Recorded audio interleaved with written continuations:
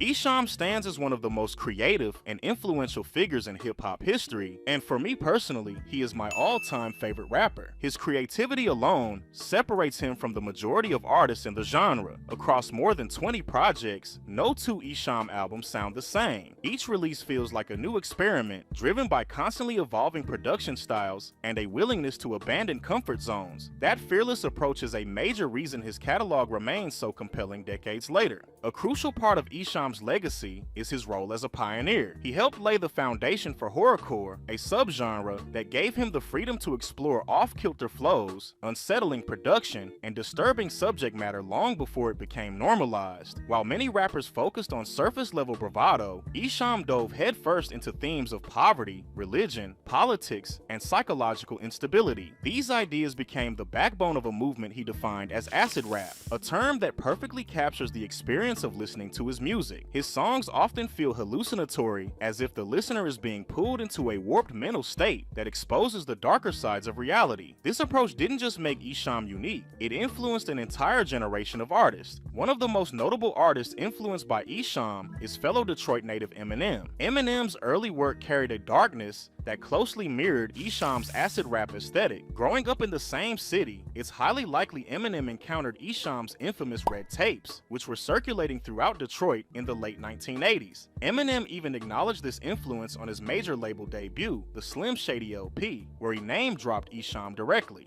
From the second I was born, my mama lost me. I'm a cross between Nance and Esham and Ozzy. At that point, the relationship appeared to be one of influence and respect, at least on the surface. The tension between the two artists became public on Eminem's second album, the Marshall Mathers LP, specifically on the song Kill You. The lyric "I ain't acid rap, but I rap on acid" struck a nerve with Esham. I ain't acid rap, but I rap on acid. From his perspective, the line felt dismissive and disrespectful, especially given that acid rap was a genre Esham had built from the ground up. When Esham became aware of Eminem's questionable lyrics, he voiced his opinion on him as a whole. He accused Eminem of borrowing his style while receiving mainstream rewards that Esham himself never benefited from. What may have been perceived by Eminem as a clever bar came across to Esham as a direct shot. The situation escalated beyond music in 2001 during the Warped Tour. According to Esham, he and his group Nadas were confronted by D12, Eminem's affiliated crew. Eminem himself was not present on the tour. Allegedly, D12 and a large entourage assaulted Esham and fellow Nadas member TNT, resulting in them being hospitalized. D12 member Proof later admitted involvement, recalling how D12 jumped Esham and TNT. In later interviews, Esham described the incident as calculated rather than spontaneous. As an independent artist without major label backing, the attack damaged his business and strained his relationship with Warped Tour venues, ultimately affecting his income. Meanwhile, D12 faced little to no lasting consequences. Esham has repeatedly emphasized that he had no issue with Eminem prior to the Kill You lyric, which only intensified his belief that the conflict was one-sided and unprovoked. But this might not have been the case, as Esham dissed Eminem prior to the altercation. D12 could have possibly reacted to the disses towards Eminem. Esham's 8th studio album, Tongues, contains several shots aimed at Eminem. Across multiple tracks, Esham addresses accusations of stolen style and mocks Eminem's persona. Should I kill your wife and your child for trying to assassinate me and my style?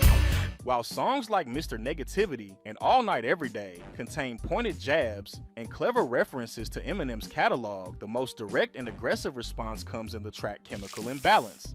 You don't know me, I'm the unholy, solely time controlling. I clock crazy. Chemical Imbalance is brief but devastating. Esham's animated delivery is the song's greatest weapon, as he commands attention not just through his lyrics, but through the way he performs them. The track opens with Esham claiming he forgot to take his medication, resulting in a chemical imbalance that pushes him toward extreme and violent behavior. The song's tone is deliberately sinister, with Esham mocking Eminem and crossing lines by referencing Eminem's daughter, Haley, an especially sensitive subject given Eminem's history. Esham layers the track with timely pop culture references, including a threat aimed at MTV host Carson Daly. He then flips Eminem's own storytelling against him by referencing Brain Damage, a song where Eminem describes being beaten by childhood bully D'Angelo Bailey. Esham suggests that attacking Carson Daly would force Eminem to relive that trauma. they won't let me on MTV, I beat up Carson Daly and remind Eminem of D'Angelo Bailey. The most disturbing moment comes when Esham implies that Haley is in a coma or possibly dead, hinting that he himself is responsible. The final verse is short but impactful, with Esham claiming he would even kill himself, reinforcing the theme of total psychological collapse. He ends with a chilling reference to Kurt Cobain, further emphasizing the song's nihilistic tone. I wanna blow my own head off, Kurt Cobain style. I think if I was dead, I'd be better off now. The production on Chemical Imbalance enhances its impact. A constant buzzing sound runs throughout the track, creating a sense of unease that becomes strangely addictive. The instrumental blends distorted textures and guitar elements, perfectly matching Esham's animated delivery. Despite running only 1 minute and 44 seconds, the song leaves a lasting impression and stands as one of Esham's most aggressive diss records. Ultimately, Eminem never directly responded to Esham. Esham, however, continued to reference and diss Eminem over the years, often claiming victory due to Eminem's silence. This feeds into the broader perception that Eminem selectively chooses his battle opponents. While some listeners argue that Esham's disses didn't merit a response, I strongly disagree. The lyrical intent, context, and history behind the conflict suggest otherwise. Over time, tensions eased on certain fronts. Esham eventually squashed his issues with D12 and even spoke with proof before his passing. D12 member Bizarre has also confirmed that the beef has been resolved. Thankfully, the conflict didn't spiral into further violence. Still, lingering tension may remain as Esham continues to express his feelings about Eminem in more recent interviews, keeping the debate alive among fans who understand the deeper roots of this rivalry. Haley's in a coma, Haley's in a coma. I smell the aroma of a dead body killer. When I heard a knock at the door, must have been a girl that I met on the low. She real thin, nice shape, 5'4". Had a few ears, so we had. In the circle of wood where everybody smoke their own bud. Good old hey, how'd you feel today? Fine, floating. In the early 1990s, hip-hop audiences were introduced to a rap style that would become one of the most debated elements of the era, fast rap, commonly referred to as the chop flow. While many artists have claimed to have invented this style, it is most often associated with the Midwest, where it exploded in popularity. Hip-hop purists have pointed out that rapid-fire flows existed even in the earliest stages of hip-hop, but there is no denying that the style reached a new level of prominence in the early 90s through groups like Bone Thugs and Harmony and 3 6 Mafia. Both groups claimed ownership over the style, leading to a classic and often overlooked regional beef. Bone Thugs in particular found themselves at the center of multiple conflicts during this period, marking the early stages of their long history with rap rivalries. The tension escalated when 3 6 Mafia released the diss track Live By Yo Rep, with another version later appearing on Mystic Styles in 1995. Whatever was taken, a dozen of razor blazing, I'll be pressing them up in the flesh. Taking my bitch from about the Around the same time, Bone Thugs were also targeted by Memphis rapper Tommy Wright III on Thuggish Ruggish Bustas, a response to comments Bone Thugs were accused of making about Southern rap. While that diss did not focus on stolen styles, it remains an important chapter in Bone Thugs' beef history. On the front of a magazine, Bone Punks in Harmony.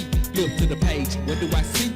As the chop flow sound continued to spread, a wave of Midwest artists emerged with similar stylistic approaches, including Twista, his affiliate Speed Knot Mobsters, Crucial Conflict, and Do or Die. Because all of these artists came from the Midwest, the region most associated with fast rap, the accusations of style biting carried even more weight. Bone Thugs directly addressed these claims on their second studio album, The Art of War, firing warning shots across several tracks, including Look Into My Eyes, Ready for War, All Original, and You Ain't Bone. Rather than naming specific targets, Bone Thugs took a broad approach, calling out anyone they felt was borrowing their sound. This strategy was heavily influenced by their mentor Eazy-E, who advised them not to inherit his personal beefs. Lazy Bone later explained that while he was initially eager to diss everyone on Eazy-E's behalf, that guidance shaped how Bone Thugs handled conflict moving forward. When we came in the game, I think we took the no-name approach because when we came in the game, you know, Eazy-E was already feuding with Death Row and all that shit. Right. And we was like, we wanted to pounce. We rappers, like, you know, we wanted to go at the dog pound, whoever, whatever. We was ready, right? Yeah. But E's approach was like, y'all ain't in it, man. I got something else for y'all. Like, I don't want y'all in it. So I think that kind of rubbed off on us. And that So we was like, we ain't said no names. In my opinion, this approach worked in their favor. The songs are strong, confident, and effective in asserting Bone Thugs' claim as originators of the modern chop flow sound. Beat fighters, don't style takers. When I see you face to face, my nigga, I'ma treat you like a hater. You niggas ain't bone. Although Bone Thugs shared surface-level similarities with groups like Crucial Conflict and Do or Die, their execution was noticeably different. Bone Thugs' style was cleaner, more controlled, and elevated by melodic harmonies and singing, which added a level of polish and uniqueness the others could not match. In contrast, Crucial Conflict and Do or Die leaned into a rawer, more unpolished sound. That roughness may appeal to some listeners, but to me it doesn't compete with Bone Thugs' refinement. This distinction becomes especially important when examining the diss tracks aimed at Bone Thugs, which are the primary focus here. After Bone Thugs took shots on the art of war, both Crucial Conflict and Do or Die responded with diss records. One of the most infamous moments surrounding this feud was a physical altercation between Bone Thugs and Do or Die at a hotel, reportedly sparked by lyrics that offended Bone Thugs. According to Lazy Bone, the fight was intense, though both groups escaped before police arrived. Do or Die, they said some more wild shit too like that, you know what I mean? Yeah. Like, and I was like, and that shit caused a fight on Hollywood Boulevard at a hotel. We tore that bitch up.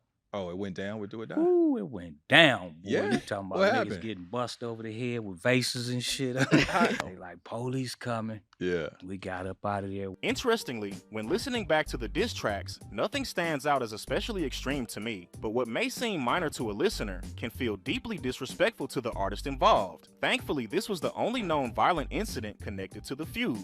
But with all that being said, let's get into the diss tracks from Do or Die and Crucial Conflict directed at Bone Thugs. Motherfuckers at war, ain't no love in the door. Nigga, what you ride, who you for? Baby, what you get us in the shower on the floor? Nigga, you ain't no. Do or Die's Bustin' Back marked my first time seriously sitting down with the group's music. I've heard some of their songs in passing over the years, but this is the first track I've really focused on. I tried to figure out exactly who was rapping on each verse, but I couldn't find any clear information. I do know the members of the group are AK-47, Nard, and Below Zero. The song features Lil Chilla, who handles the hook. As I mentioned before, Do or Die's style is definitely different from Bone Thugs in harmony. While both use fast-paced rapping, Do or Die's approach feels much more raw and unpolished. Personally, their fast rapping doesn't really appeal to me. It isn't terrible, but a lot of their words get jumbled together, making the lyrics hard to understand. When I do catch what they're saying, the disses don't really stand out. We can join the West, the South Town can't feel it. Even though rocking the word from the middle, young punk don't play, so you better get little. Nigga won't whoop it. Most of the track consists of them standing their ground and claiming they'll regulate Bone Thugs both lyrically and physically if it comes to that. They also rep their hometown heavy, emphasizing Chicago pride and making it clear their city has their back 100% during this beef. The instrumental is easily one of the stronger aspects of the song. It has an upbeat, energetic feel that matches the aggressive tone of the verses well. There's also a catchy sample that plays throughout the track, repeating the line, "Motherfuckers busted me, you better believe I'm busting back," which helps keep the song memorable.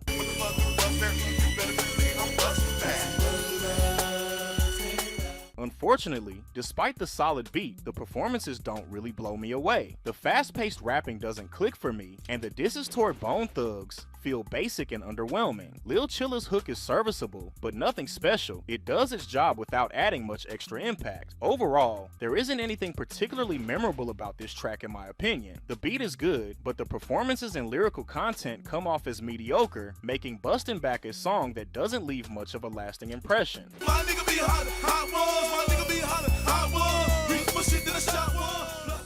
In a man, never sick nigga like me. Things till out the side. Open your eyes wide and see. Don't want none of G-A-D-E and calm. Just like the diss track from Do or Die, this song suffers from many of the same issues. The fast rapping style feels more like an afterthought than a strength, and the overall performances simply aren't that appealing. The disses themselves are weak and uninspired, making this another mediocre attempt in the Bone Thugs feud. This was also my first time hearing Crucial Conflict, and one immediate issue is that I don't know any of the members by name. There appear to be 5 or more artists rapping on this track, and while I will give them credit for having distinct voices and delivery styles ranging from deep voices to higher pitched ones, along with some unorthodox flows, the uniqueness doesn't translate into impact. Despite their differences, nearly everyone relies on the same rapid fire flow pattern, which quickly becomes repetitive. The fast rapping itself isn't impressive, mainly because the disses aimed at Bone Thugs in harmony are uninteresting. You weak ass niggas alone, fuck both. This is my home, saying we come. If you ask one about it, boy, I take it Much like Do or Die, Crucial Conflict spends most of the track talking about how they'll defeat Bone Thugs, both lyrically and physically while repping their crew. There are no clever bars, standout verses, or memorable moments. Everything blends together into a long stretch of mediocrity. Crucial Conflict also has another Bone Thugs diss on the same album titled The Business, which is slightly better, but mainly because of the production. The performances themselves still fail to leave much of an impression, similar to Back Against the Wall. Another major flaw is the song's length. It drags on far longer than it needs to, and because the lyrics and performances lack substance, the track becomes more dreadful the longer it plays. There's no progression or escalation, just more of the same uninspired rapping.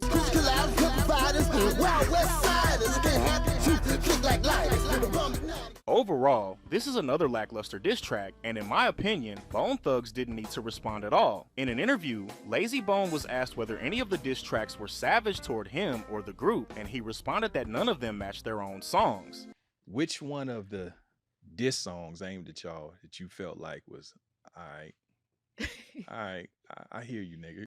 None of that shit to me. Like, that shit. I completely agree when it comes to Do or Die and Crucial Conflict. That said, 3 6 Mafia and Tommy Wright III absolutely did an incredible job with their diss tracks. Their attacks were actually interesting, featured clever disses, and were backed by strong production, something these Chicago diss tracks severely lack. So if I had to choose a winner between Bone Thugs versus Crucial Conflict and Do or Die, I'm easily picking Bone Thugs. The tracks on The Art of War are genuinely strong, while these diss attempts feel forgettable and poorly executed by comparison. Ultimately, if the question is who won the conflict between Bone Thugs and their Midwest rivals, my answer is clear: Bone Thugs in Harmony. Their material on The Art of War remains far more impactful and musically satisfying than the responses they received. Over time, the beef faded, with all parties acknowledging that ego and youth played a major role in the tension. While I wish better music had come out of Do or Die and Crucial Conflict during this exchange, I still respect their decision to stand their ground. I'm open to exploring more of their catalogs in the future,